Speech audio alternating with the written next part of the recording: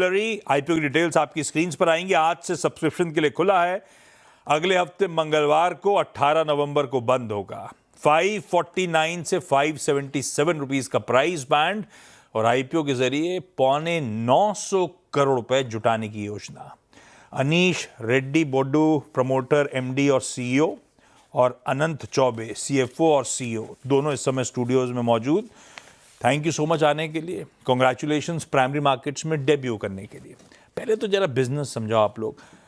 Software product company जो offer करती है AI based products and solutions to enterprise customers, ऐसा आपका आरएचपी कहता है। एक लेमैन मुझे समझाओ आप करते क्या हो? धन्यवाद Ashish ji for having us here. हम लोग लॉयल्टी प्रोग्राम्स चलाते हैं।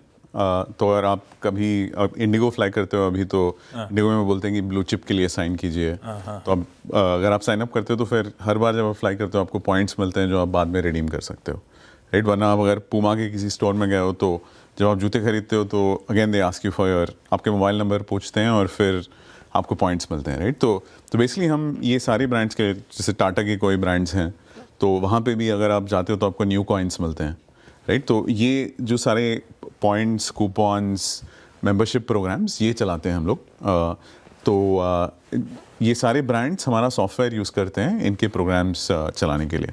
तो आज जैसे इंडिया में कस्टमर्स हमारे टाटा डिजिटल हैं, आदित्य बिरला फैशन के सारे ब्रांड्स हैं, विशाल मेगा मार्ट हैं, पूमा हैं, मेट्रो हैं, इंडिगो, ये सारे जो डेली आप जिन ब्रांड से इंटरेक्ट करते हो उनके जो लॉयल्टी पॉइंट्स, कूपन्स, ये सब हमारे। इतना बड़ा धंधा है क्या?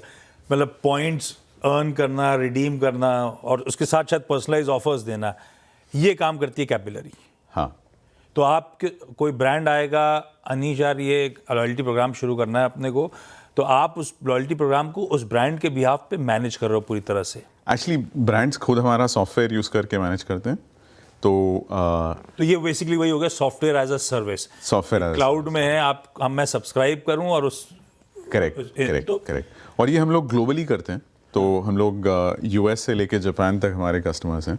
तो अगर आप देखोगे तो लॉयल्टी पे काफ़ी एनालिस्ट रिपोर्ट्स लिखते हैं, काफ़ी स्पेंड लॉयल्टी में होता है ग्लोबली। अबाउट $17 बिलियन का मार्केट है ग्लोबली।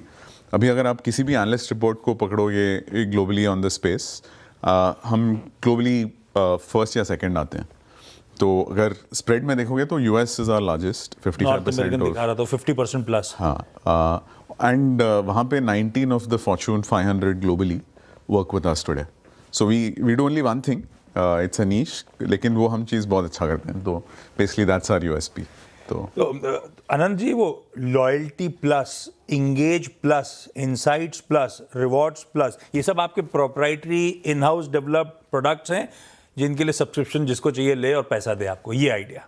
करेक्ट। सो बिजनेस मॉडल है कि आप सॉफ्टवेयर यूज़ करेंगे लॉयल्टी या अपने मार्केटिंग कैंपेन्स, प्रमोशंस चलाने के लिए, और उसके लिए एक मंथली एनुअल सब्सक्रिप्शन फ़ी होता है। ये तो बना लिए हमने सारे सूट्स, ये प्लस प्लस प्लस प्लस सारे रेडी हो गए। फिर R&D पे 26, 22% स्पेंड क्यों होता है? अभी भी ऐसी कुछ और प्रोडक्ट बनाने में काम चल रहा है क्या? R&D इज 1/4 या 1/5 ऑफ टोटल रेवेन्यूज का स्पेंड है ना? 18% ऑफ आवर। हाँ, 6 months का दिखा रहा है 22% R&D स्पेंड। तो अब क्या R&D पे खर्च होता है? अब तो प्रोडक्ट बन गए, अब तो लोग सब्सक्राइब करो और पैसा देते जाओ, राइट। तो जैसे मैंने बोला था, हम लोग इसलिए जीतते हैं क्योंकि हमारा प्रोडक्ट बेस्ट है वर्ल्ड में, राइट। तो प्रोडक्ट को अपग्रेड करते रहते हो आप लोग? हाँ, तो दो चीज़ करते हैं। तो थोड़ा सा ऑब्वियसली प्रोडक्ट अपग्रेड तो करना ही पड़ता है आपको टू स्टे बेस्ट। दूसरा क्या है कि हम लोग टिल 2020 हम लोग सिर्फ रिटेल कस्टमर्स के साथ काम करते थे। उसके बाद हमने हर साल एक नया वर्टिकल पकड़ा, जैसे एयरलाइंस है या कॉन्ग्लोमरेट्स है या ऑयल एंड गैस कंपनीज हैं।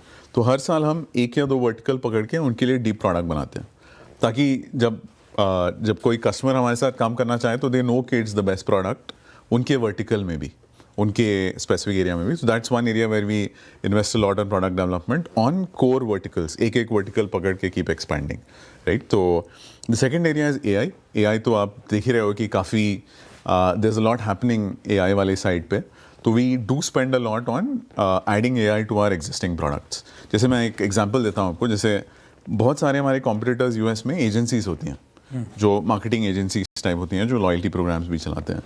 तो उनके यहाँ क्या होता है कि एक प्रोग्राम चलाने के लिए 30 लोग होंगे, कि कोई रिपोर्ट्स खींच रहा है आपके लिए, कोई कैंपेन चला रहा है आपके लिए, कोई कॉल सेंटर में कॉल ले रहा है कि मेरे पॉइंट्स नहीं आए, तो वो सारा चीज़ आज आप एजेंट्स के थ्रू कर सकते हो हमारे सॉफ्टवेयर पे। तो ये एक काफ़ी इन्वेस्टमेंट्स होते हैं इन AI, राइट? तो ये तीनों मिला के is spend on the product development वाला साइड। अच्छा, आपका RHP कहता है इस तरह का कोई इंडिया में लिस्टेड पीयर आपका नहीं है, ब्लैंक पड़ा हुआ है वो पार्ट। स्पेस अट्रैक्टिव है, वही इंडस्ट्री का जब आउटलुक देख रहा था तो वो कह रहा था कि 10% CAGR से यहाँ से लेकर 2029 तक इंडस्ट्री ग्रो करती हुई नजर आएगी। तो जब ग्लोबली हम compete करते, कोई अनलिस्टेड स्पेस में इंडियन प्लेयर है क्या, या ग्लोबली किनसे, ये सेल्स का नाम है, ये सब compete करते हैं क्या इस स्पेस में, और फिर भी नंबर 1 नंबर 2 पे बैठे हैं? सो अगर आप कंपटीशन देखेंगे तो इसमें जैसे इंडिपेंडेंट एनालिस्ट रिपोर्ट्स जनरेट करते हैं, हाँ। तो उसमें हमारे ग्लोबल कंपटीशन देखेंगे तो एक एजेंसीज वाला साइड है, और दूसरा सेल्सफोर्स एक कंपटीशन है। सेल्सफोर्स भी ये काम करता है, और हाँ, आपने सही कहा, उन सब में के कंपटीशन में हम टॉप 2 में आते हैं। तो प्रोडक्ट के साइड पे हम बेस्ट हैं।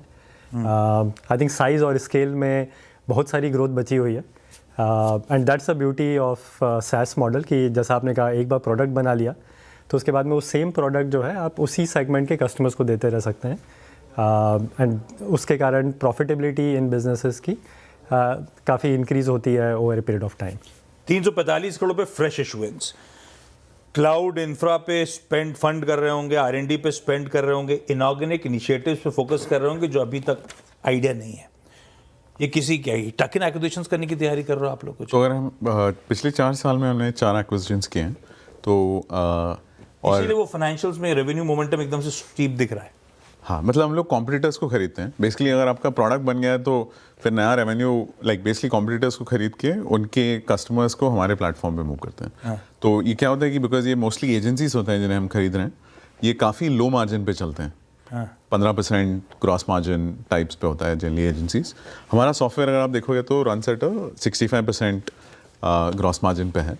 तो we have done 4 acquisitions like this 4 साल में, and migrated those customers over. और जैसे माइग्रेट करते हो आप, सो दोज बिजनेसेस आपको 40-45% फ्री कैश जनरेट करते हैं on the revenues that you buying. हम लोग आधे से half to 1.5 टाइम्स स्पेंड करते हैं two by revenues two by these companies.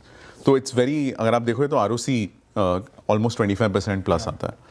तो इसके लिए about 1/3 of the issue we have said कि अनआइडेंटिफाइड एक्विजिशंस के लिए यूज करेंगे, लेकिन हम लोग काफ़ी एक्विजिशंस कर चुके हैं पास में। So it is Anish Reddy Bodu आप प्रमोटर और कैपिलरी टेक्नोलॉजीज प्रमोटर है। ये कैपिलरी क्या है, आप ही की एंटिटी है क्या, और ये बिजनेस कब कैसे शुरू हुआ था?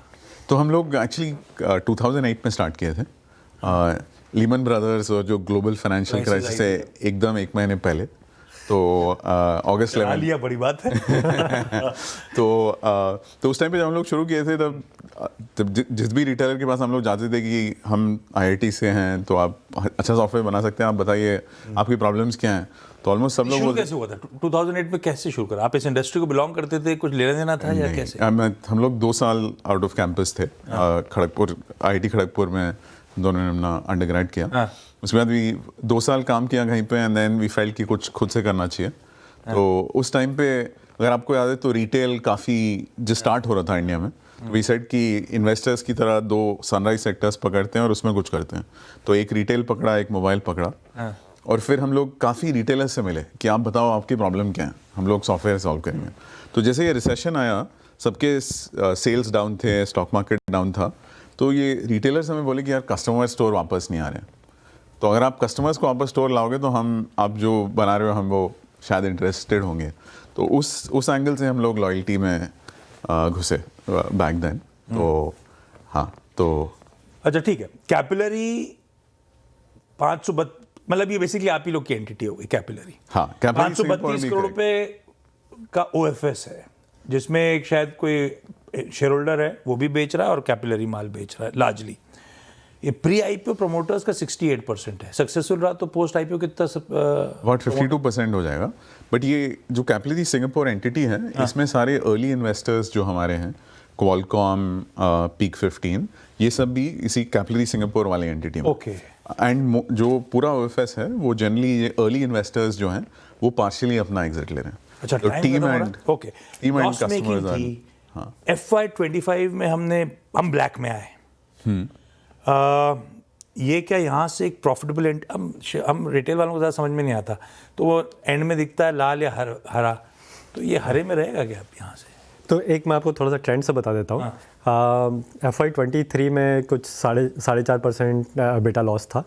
FY25 में वो 12.5% एबिटा प्रॉफिट हो गया है। और मोर इम्पॉर्टेंटली बिजनेस कैश बहुत जनरेट करता है। तो इस साल के अगर पहला 6 महीना देखेंगे तो हमने कुछ 55 करोड़ का कैश जनरेट किया है 360 करोड़ के रेवेन्यू पे, तो करीबन 15% कैश जनरेट हो रहा है। और पिछले कुछ सालों का ट्रेंड देखेंगे तो बिज़नेस ने काफ़ी तरक्की की है। तो पिछले 2 साल में हमने जितना कैश जनरेट किया है उतना इस बार के पहले 6 महीने में जनरेट किया है। अब क्या है, लॉस से प्रॉफिट में आ रहे हैं। अपने को वो क्या कहते हैं फंडामेंटल एनालिसिस में सिखाया था कि यार EPS देखो और भाव देखो, तो FY25 का देखा तो मैं डर गया। तो मतलब आगे अच्छा फाइनेंशियल्स में ट्रेजेक्टरी होगी, उसको मैप करते हुए वैल्यूएशंस पे हम पहुंचे हैं, ऐसा मानूं? सो थोड़ा सा नुआंस्ड आंसर होगा यहाँ पे कि SaaS कंपनीज को अगर समझना है तो हमें US की SaaS कंपनीज देखनी चाहिए। वहाँ पे 100 से ऊपर पब्लिक SaaS कंपनीज हैं। भारत में ये थोड़ा सा नया है। तो अगर आप US SaaS कंपनीज देखेंगे तो वो टिपिकली जो है EV बाई सेल्स पे ट्रेड करती है। 6 से 10 का रेशियो टिपिकली आपको दिखता है। Capillary at higher price band 577 पे कुछ 6.5 पे ट्रेड करेगा। ठीक है, इस नोट पर भाई आप दोनों को बेस्ट विशेस इस ऑफरिंग के लिए। एक बार सक्सेसफुल हो गया, लिस्ट होने आए, तब इस डिटेल में फाइनेंशियल की ट्रेजेक्टरी पे आप लोगों से बातचीत करूंगा। थैंक यू सो मच जुड़ने के लिए। Thank you very much. Quickly छोटा सा